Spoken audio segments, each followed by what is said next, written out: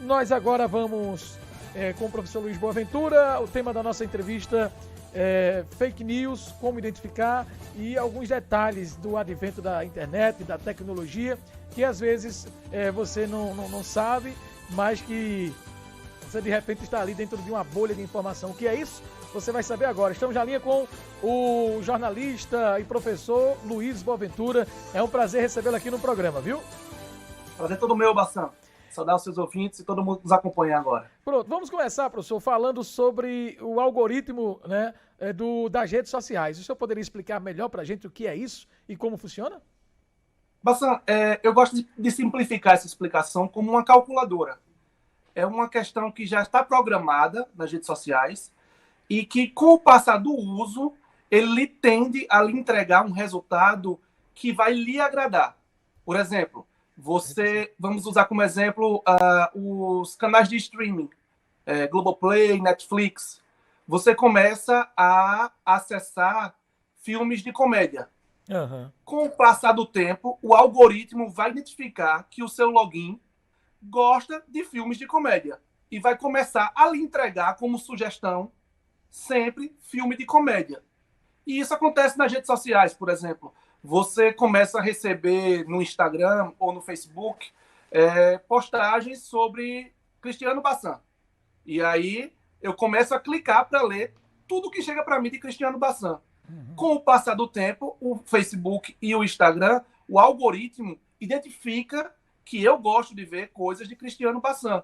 Por isso, vai apresentar mais vezes e com mais intensidade assuntos ligados a Cristiano Bassam, em detrimento de outros assuntos. Uhum. Ele consegue gerar uma programação para entregar coisas que lhe agrada. O que é bom, porque ele dá um cardápio do seu agrado. Contudo, é ruim, porque você vai ficar limitado a conhecer um determinado assunto, que é o que lhe agrada. Professor Luiz Boaventura, eu não sei se é nesse sentido também, eu já vi alguns amigos comentando, inclusive está acontecendo comigo recentemente, de alguns aplicativos que você baixa, e por exemplo, o telefone está no canto ali, você não está utilizando, você não está nem mexendo no aplicativo e você fala de determinado assunto. Vamos lá, eu preciso comprar um computador novo.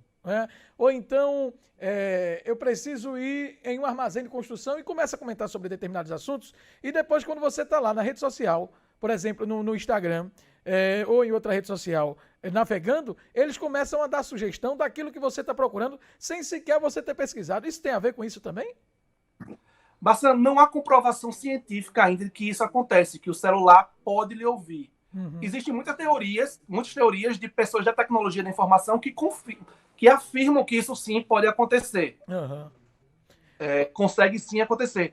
Mas já aconteceu comigo, inclusive. Uma vez eu procurei Praia de Tamandaré no Google e não foi falando. Foi Praia de Tamandaré no Google. E aí, quando eu abri o Instagram, já tinha uma opção de hotel na Praia de Tamandaré para mim. É incrível isso. Né?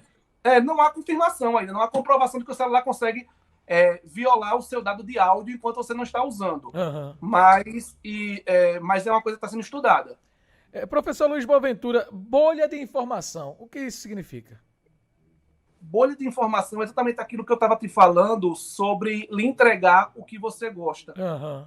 Você termina, como o pessoal diz, preso a uma bolha. É isso que é o lado negativo do algoritmo. Uhum. Porque ele te entrega sempre o mesmo resultado. Então, vamos lá. Vou dar um exemplo.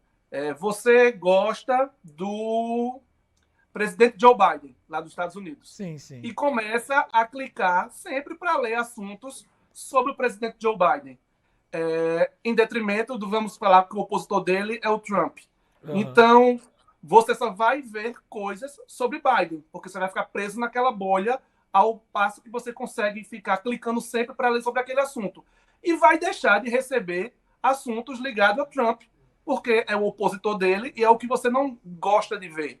Então, vai terminar que você vai ficar preso numa bolha, recebendo informações somente sobre aquele assunto, sem conhecer outros assuntos. Vamos falar agora sobre comunicação na rede social. A gente sabe que com a evolução da internet, a evolução tecnológica, o jeito de comunicação mudou muito. Por exemplo, o senhor também é professor da Universidade de Jornalismo e já se deparou com muitas situações semelhantes.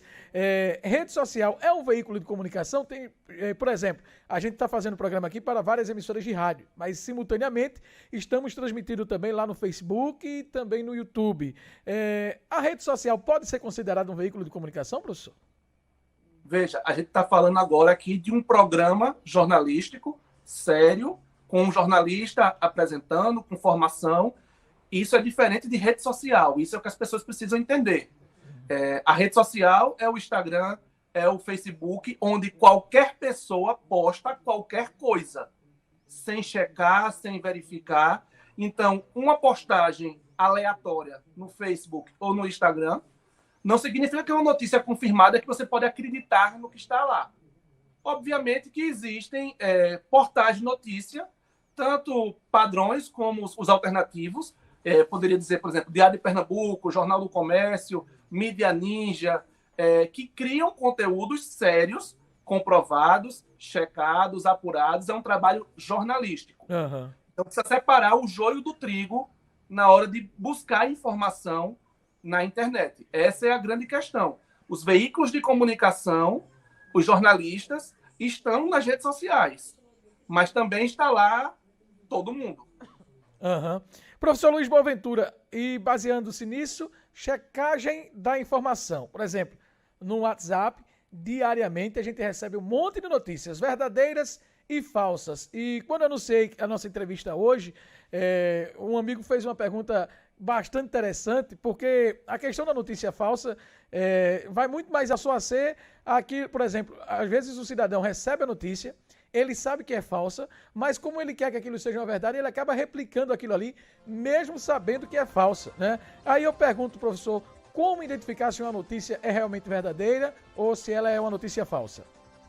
Na verdade, quem replica essa notícia, como você falou agora, ele está em busca de legitimar uma verdade. Legitimar o que ele gosta, o que é do seu agrado, para legitimar uma verdade. Então, essa é a questão. Se chega para mim, me agradou, é o que eu penso, ou é o que eu acredito, eu vou passar para frente para poder levar a minha ideologia para mais pessoas. Essa é a grande questão. A checagem de notícia é um trabalho, Bassan, que nós jornalistas fazemos o tempo todo. É a base do trabalho jornalístico, né? Checar, apurar, a palavra apurar, que é um dos nossos trabalhos do jornalismo, você sabe bem disso, apurar vem de tornar puro. Veja, a origem semântica da palavra, apurar é tornar puro. Então, quando nós jornalistas apuramos uma informação, nós queremos deixá-la pura, sem impurezas, sem mentiras. Então, quando o jornalismo sério, profissional, dá uma notícia falsa ou uma informação equivocada, é por falta de checagem ou porque foi induzido ao erro na hora da checagem. Mas não é o prazer, não é a função do jornalismo sério, profissional. Por isso que quando o jornalista ele vê que erra, ele tem uma obrigação moral e ética de corrigir. Já é natural dele, ele não vai esperar que ninguém diga você precisa corrigir. Ele naturalmente já corrige aquela informação.